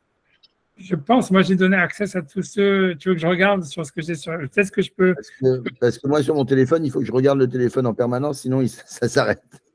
Non, mais normalement, je ne sais pas, je vais regarder comment ça fonctionne. Ok, moi aussi, on en parle lundi, je regarde moi aussi de mon côté. Si ça marche pas, moi, j'aimerais bien aussi, tu vois, aussi que tu vas pouvoir faire un website, tu vois, ça veut dire aller sur le website et tout ça. Donc, je ne sais pas si j'ai besoin de, tu vois, je ne sais pas. Voilà, j'étais déjà maintenant de plus prendre du retard sur les enregistrements. Mais parce qu'ils sont pas disponibles sur place. Ça veut dire, par exemple, pour qu'il y ait du retard, c'est qu'en général, tu vois, il y a aux 24 heures à peu près, tu pourras. Avant qu'ils te mettent en ligne. Et en plus, c'est même pas stable. Des fois, c'est un jour, des fois, c'est moins, des fois, c'est plus. Bon. Et donc, voilà. Donc, je sais pas, Google, ils sont pas. Ils sont sfarades, quoi. Ils sont devenus sfarades. J'ai reçu aussi le Hervé Psarim où j'étais absent. C'est très bien. Voilà. J'ai apprécié. Voilà, ça, surtout on n'a pas trop avancé. On n'a pas trop avancé parce qu'on avait 2 absents. On avait toi et Joseph. Donc, on a fait c'est sur Netilat Yadayim. Tu vas voir, c'est sur les Tosfot et tout ça. Et voilà. J'espère que la semaine prochaine, tout le monde sera là pour le grand Tosfot. Blineder. Shalom Koltou. Leitraot. Ouais.